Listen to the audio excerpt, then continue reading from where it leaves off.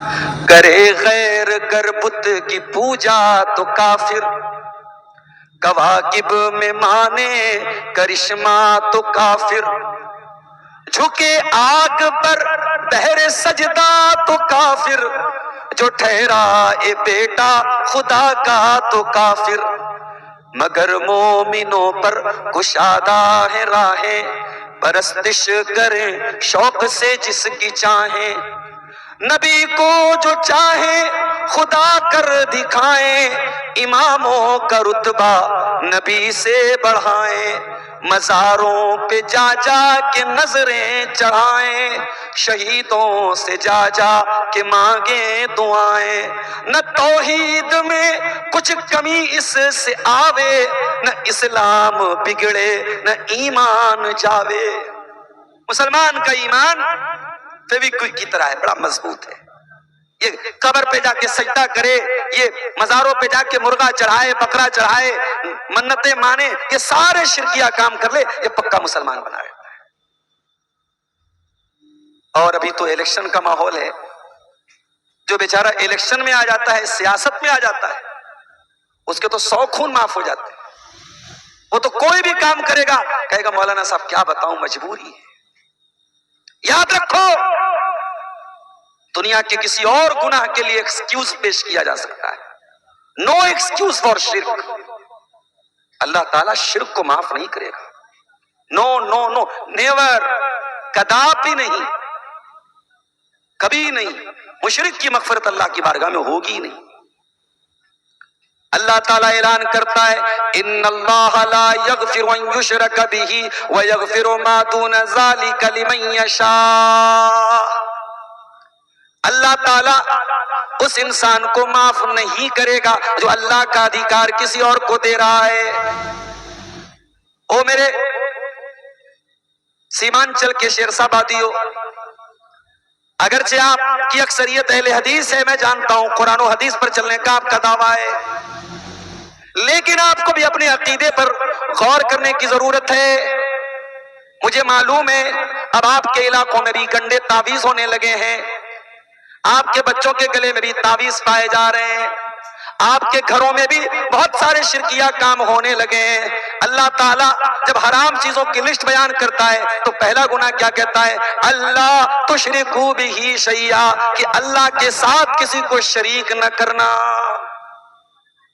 اور ایک حدیث میں اللہ کے نبی حضرت معاذ بن جبل سے کہتے ہیں لا تشرک باللہ، اے معاذ اللہ کے ساتھ کبھی شرک نہ کرنا، وَإِن قُتِّلْتَ أَوْ حُرِّقْتَ، اگرچہ تجھے قتل کر دیا جائے، تیرے ٹکڑے ٹکڑے کر دیے جائیں، تیری بوٹی بوٹی کر دی جائے، تجھے جلا کر رہا کر دیا جائے، اے معاذ کبھی اللہ کے ساتھ شرک نہ کرنا۔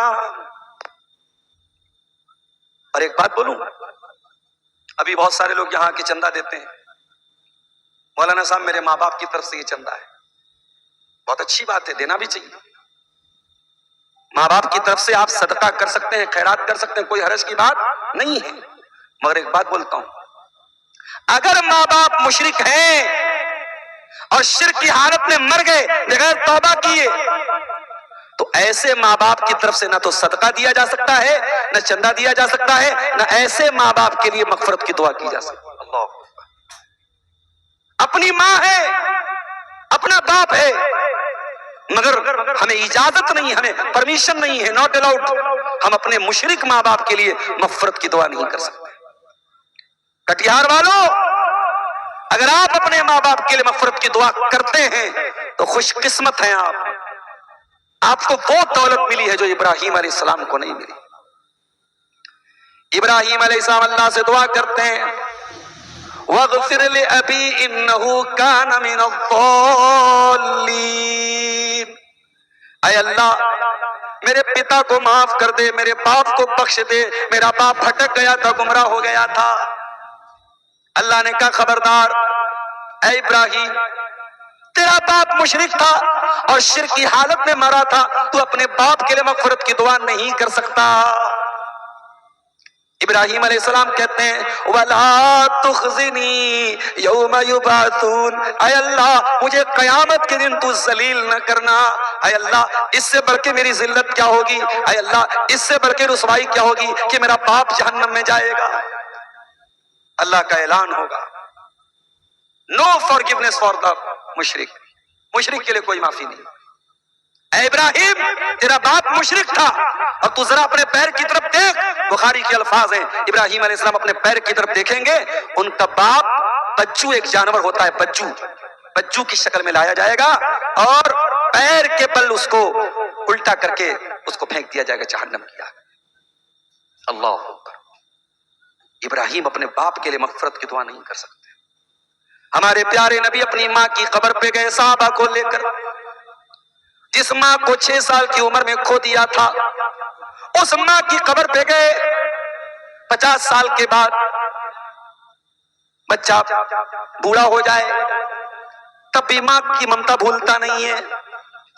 ماں آپ کی چلی جائے گی، جس ماں کو آج توجہ نہیں دیتے ہو، کل وہ ماں جب چلی جائے گی ماں کی ممتا یاد آئے گی، ماں کا چہرہ یاد آئے گا، ماں کا پیار یاد آئے گا۔ نبی اکرم نے اپنی ماں کو یاد کیا، ماں کی قبر پہ جا کے رونے لگے، اور اتنا روئے، صحیح مسلم کے الفاظ ہیں فَبَكَى وَأَبْكَى مَنْ حَوْلَهُ، آپ بھی رونے لگے اور آپ کے صحابہ بھی آپ کو روتا ہوا دیکھ کے رونے لگے۔ آپ نے فرمایا اے میرے صحابہ، استاذنت ربی ان استغفر لأمی فلم یؤذن لی، میں نے اپنے رب سے اجازت مانگی، اے اللہ میں اپنی ماں کے لیے مغفرت کی دعا کرنا چاہتا ہوں، اللہ نے فرمایا ناٹ الاؤڈ، اے میرے نبی اجازت نہیں ہے۔ نبی کو بھی اپنی ماں کے لیے مغفرت کی دعا کی اجازت نہیں ملی، جو آپ کو ملی ہے یہ بہت بڑی خوش نصیبی ہے۔ میں کہتا ہوں ہم جھوپڑی میں رہتے ہو، ہمیں کھانے کو اناج ڈھنگ کا نہ ملتا ہو، پہننے کو ڈھنگ کے کپڑے نہ ملتے ہوں، لیکن سوچو اگر یہ دولت ہمیں ملی ہے کہ اپنے ماں باپ کے لیے کم سے کم ہم دعائیں مغفرت کر سکتے، کتنی بڑی دولت ہے۔ نبیوں کو، بہت سارے نبیوں کو یہ دولت نہیں مل پائی۔ اس لیے میرے بھائیوں، توحید کی حفاظت کرو، عقیدے کی حفاظت کرو، علماء سے جڑو، پتہ کرو کون سا عمل ایسا ہے جو توحید کے خلاف ہے۔ ناجانکاری میں کلیا چک میں ایک مکان کے ٹائلز میں میں نے دیکھا اجمیر کا فوٹو لگا ہوا ہے، ناجانکاری میں، جانکاری نہیں تھی، اس نے اجمیر کا فوٹو لگا کے رکھا تھا۔ ناجانکاری میں کتنے لوگوں کے، اہل حدیثوں کے گھروں میں گندا تعویذ ہو رہا ہے۔ تو اللہ جب حرام کی لسٹ بیان کرتا ہے تو پہلی چیز کیا کہتا ہے؟ اللہ تشرکو بہ شیئا، اللہ کے ساتھ کسی کو شریک نہ کرنا۔ دوسری چیز وَبِالْوَالِدَيْنِ إِحْسَانًا، اور اے میرے بندو اپنے ماں باپ کے ساتھ اچھا سلوک کرنا، ماں باپ کے ساتھ اچھا سلوک کرنا، مرنے کے بعد نہیں، زندگی میں اچھا سلوک کرنا۔ مرے ہوئے ماں کی طرف سے مسجد میں 10 لاکھ کا چندہ دے رہا ہے، اور زندہ تھی تو 10 روپے کے لیے محتاج بنا کے رکھا تھا۔ باپ چھوٹی چھوٹی ضرورتوں کے لیے تیرا محتاج تھا اور تو کبھی دھیان نہیں دیتا تھا۔ باپ مر گیا تو مدرسے میں چندہ دے رہا ہے، یتیموں کو دان دے رہا ہے، غریبوں کو دان دے رہا ہے۔ نہیں میرے بھائی، زندگی میں قدر کرو۔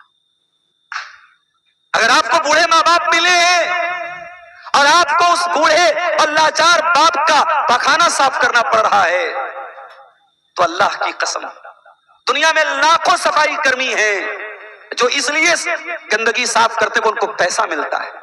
ارے تو چند مہینے، چند دن اپنے باپ کی گندگی یہ سوچ کے صاف کر لے کہ تیری جنت پکی ہو رہی۔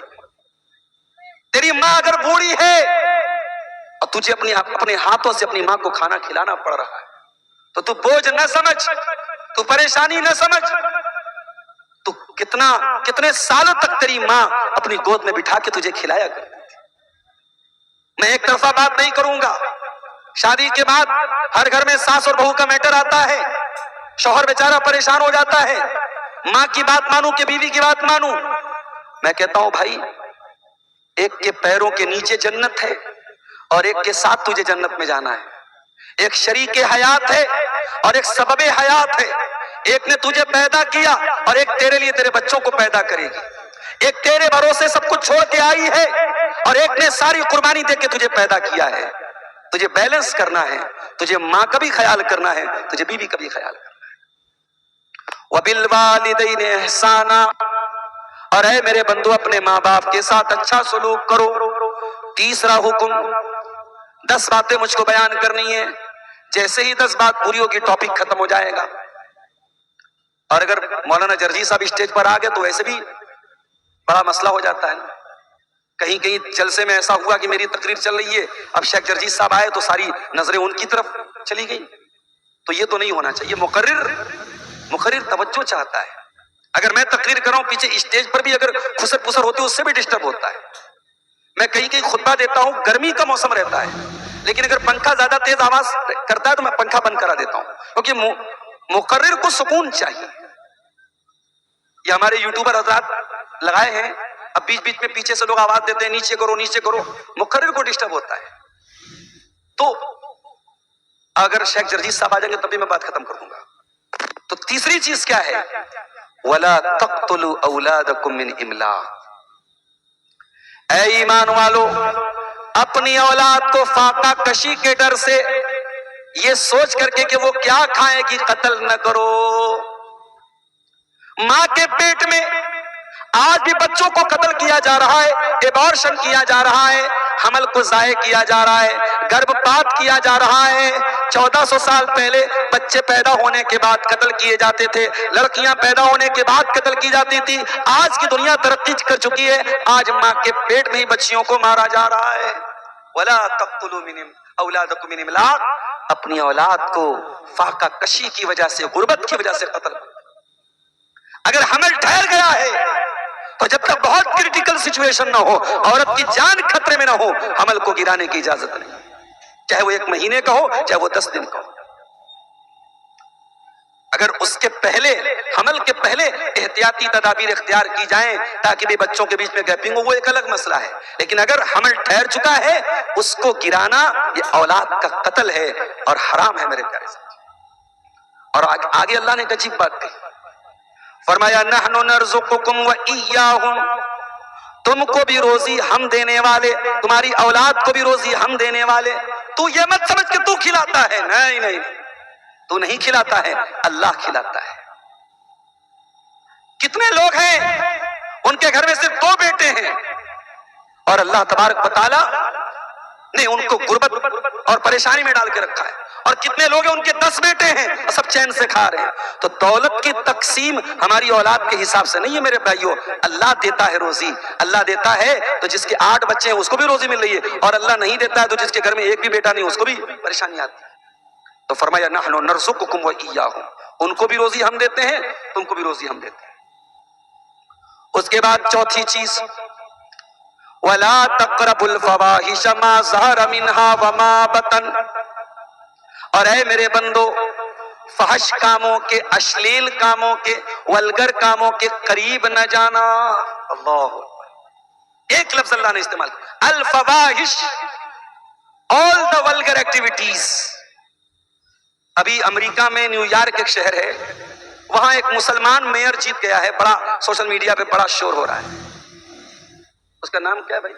کون؟ ممدانی ہے، زہران ممدانی. وہ انڈیا، اصل میں وہ انڈیا کا رہنے والا ہے اور مسلک کے اعتبار سے وہ شیعہ ہے، اور شیعوں میں بھی اثنا عشری شیعہ ہے، جو صحابہ کو گالی دینے والا فرقہ ہے، اس سے اس کا تعلق ہے.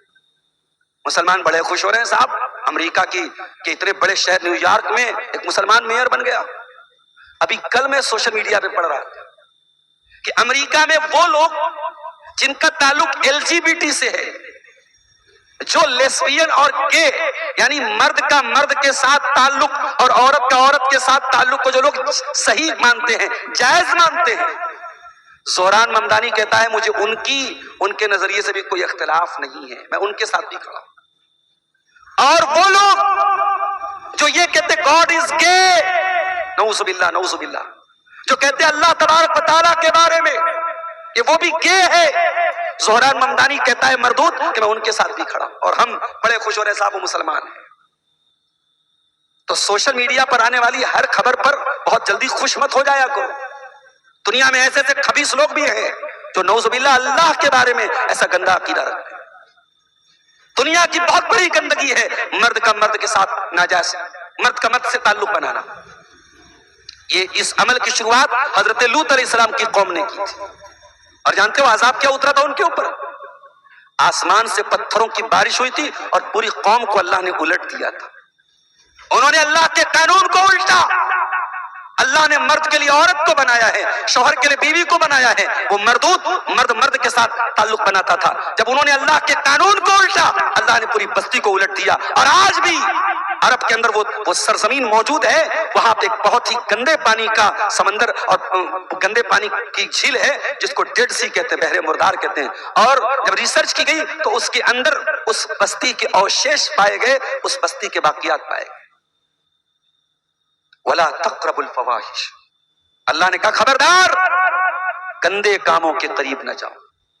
یہ زناکاری گندا کام، یہ بدکاری گندا کام، یہ مرد کا مرد کے ساتھ تعلق قائم کرنا گندا کام، یہ مرد کا اپنے ہاتھوں سے اپنی شرمگاہ کے ذریعے منی خارج کرنا گندا کام. جتنے ولگر ایکٹیویٹیز ہیں وہ سب اس کے اندر آ گئے. وَلَا تَقْرَبُوا الْفَوَاحِشَ، حرام اور گندے اور غلیظ کاموں کے قریب نہ جاؤ. اور آگے اللہ نے ایک بڑی عجیب بات کہی، فرمایا ما ظہر من. اچھا میں یہ سب بیان کر رہا ہوں، یہ یوٹیوبر سے بول دیتا ہوں، اگر کسی نے کوئی گندا تھمبنیل لگایا اور میں اس سے کوئی مطلب نہیں رکھوں گا کہ کون سے چینل کا ہے. میں اتنے سارے چینل والوں کو پہچان نہیں سکتا، اور میرے پاس کوئی کرائٹیریا نہیں کہ میں فلٹر کروں کہ کون صحیح ہے کون غلط ہے. اگر آج کی تقریر کا کوئی بھی تھمبنیل میرے پاس آیا اور لوگ میرے پاس بھیجتے ہیں، اگر ایک بھی گندا تھمبنیل آیا تو اگلے جلسے میں آپ کو بالکل اجازت نہیں ملے گی، کسی کو بھی اجازت نہیں. تو جتنے گندے کام ہیں ان سب کے قریب مت جاؤ. ما ظہر منہا وما بطن، جو ظاہری گندے کام ہیں، جو دکھ رہے ہیں، جو اوپن ہیں، ان سے بھی بچو. وما بطن، اور جو چھپ کر کے ہو رہے ہیں، چیٹنگ کے ذریعے ہو رہے ہیں، سوشل میڈیا پر ہو رہے ہیں، بند کمرے میں ہو رہے ہیں، ہوٹلوں میں ہو رہے ہیں، پارکوں میں ہو رہے ہیں، ان تمام گندے کاموں سے بچو.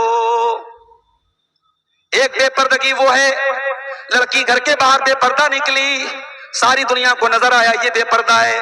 ایک بے پردگی یہ ہے گھر کے باہر تو پردے میں نکلتی ہے اور گھر کے اندر دیور بھابھی کے بیچ میں بڑا ہنسی مذاق چل رہا ہے، جیجا سالی کے بیچ میں بڑا ہنسی مذاق چل رہا ہے، خالہ کے لڑکوں کے ساتھ گندی گندی باتیں ہو رہی ہیں، ماما کے لڑکے کے ساتھ عجیب و غریب باتیں ہو رہی ہیں. کوئی فرق نہیں ہے محرم اور غیر محرم کا. تو اللہ نے کہا کہ خبردار فواحش کے قریب مت جاؤ. اسی لیے اللہ کے نبی کہتے ہیں کہ ابن آدم کے تمام پارٹس آف باڈی میں جتنا زنا اللہ نے لکھ دیا ہے، ابن آدم اتنا زنا کرتا ہے. آگے اللہ کے نبی نے اپنی بات کو کلیئر کرتے ہوئے فرمایا العینان زناہما النظر، آنکھوں کا زنا گندی چیزوں کو دیکھنا ہے. والاذنان زناہما الاستماع، اور کانوں کا زنا گندی چیزوں کو سننا ہے. والید زناہ البطش، ہاتھوں کا زنا غلط چیزوں کو ٹچ کرنا ہے. والرجل زناہ الخطا، اور پیروں کا زنا غلط چیزوں کی طرف چل کے جانا ہے. اللہ معاف کرے، آج ہمارے نوجوانوں میں اکثریت آنکھوں کے زنا، کانوں کے زنا، ہاتھوں کے زنا میں مبتلا ہے میرے بھائی. اور اس کا انجام یہ ہے کہ شادی ہوتی ہے اور انسان اپنی بیوی کے حقوق ادا کرنے کے قابل نہیں ہے. جگہ جگہ نقلی حکیموں کے ایڈ لگے ہیں، مردانہ بیماریوں کا علاج کرانے کے لیے حکیموں کے ایڈ لگے ہوئے ہیں. حکیموں کی بڑھتی ہوئی یہ کثرت اور نوجوانوں میں پائی جانے والی یہ بیماریاں یہ بتا رہی ہیں کہ یہ گندے کام ہمارے نوجوانوں کو تباہ کر رہے ہیں. تو یہ چار چیزیں اللہ تعالیٰ نے سورہ انعام کی آیت نمبر 151 میں بیان کی. اس کے بعد پانچویں چیز وَلَا تَقْتُلُوا النَّفْسَ الَّتِي حَرَّمَ اللَّهُ إِلَّا بِالْحَقِّ، اور خبردار کسی نردوش کی ہتیا مت کرنا، کسی ایسے انسان کی جان مت لینا جس کی جان لینے کا تم کو ادھیکار نہیں ہے. میڈیا والوں تک اگر بات پہنچے تو پہنچا دینا. رات دن تم اپنے چینلوں پر بیٹھ کر ایسے نوجوانوں کو پکڑ کر کے لاتے ہو جو پتہ نہیں کبھی مسلمان تھے کہ نہیں تھے، ان کو تم ایکس مسلم بتاتے ہو، اور ان نوجوانوں کو بٹھا کر کے جب وہ اسلام کو گالی دیتے ہیں، قرآن کو گالی دیتے ہیں، نبی کو گالی دیتے ہیں، تو میڈیا والے بڑے خوشی خوشی اس کو شیئر کرتے ہیں. اور اسلام کا ڈیفنس کرنے کے لیے ایسے داڑھی اور ٹوپی والوں کو بلایا جاتا ہے نیوز چینل پر جن کو کچھ آتا جاتا نہیں ہے. 1500 روپے کے لیے وہ چینل پہ جاتے ہیں اور اپنی بد کرواتے ہیں اور اسلام کو اپمانت کرواتے ہیں. मीडिया वालों, अगर दम है और हिम्मत है तो कभी अपने चैनलों पर उन मुसलमानों को भी लाओ जो कभी गैर मुस्लिम थे और अब उन्होंने इस्लाम कबूल किया। जरा उनसे भी पूछो कि उन्होंने दूसरे मजहब में क्या कमी देखी और इस्लाम के अंदर उन्होंने क्या खूबी देखी। और हमारा अकीदा सुन लो, हम अपने आप को इस लायक नहीं समझते कि हम इस्लाम को बचा सकें। दुनिया वाले अपने धर्म को बचाने के लिए यात्राएं निकालें, अपने धर्म को बचाने के लिए जुलूस निकालें। मुसलमान को अपने धर्म को बचाने के लिए कोई जुलूस निकालने की जरूरत नहीं। ये हमारा धर्म नहीं है, इट्स नॉट अवर रिलीजन, ये हमारा दीन नहीं है, ये अल्लाह का दीन है। और शायर कहता है, नूरे खुदा है कुफ्र की हरकत पे खंदाजन, फूकों से ये चिराग बुझाया ना जाएगा। जितना इस्लाम को दबाओगे उतना इस्लाम और उभरेगा। और कुरान कहता है, युरीदून लियुत्फिउ नूरल्लाहि बिअफ़वाहिहिम वल्लाहु मुतिम्मु नूरिही वलौ करिहल काफ़िरून। तुम इस्लाम को बुझाना चाहते हो, इस्लाम की शमा और रोशन होगी, इस्लाम और उभरेगा जितना तुम उसको दबाओगे। कुरान क्या कह रहा है? किसी निर्दोष की हत्या नहीं करना। सूरह अनाम की आयत नंबर 151 है। अल्लाह 10 बातों का हुक्म दे रहा है और 10 बातों में ये 5वीं बात है, don't murder anyone, don't kill anyone. किसी की हत्या न करना, किसी को कत्ल न करना।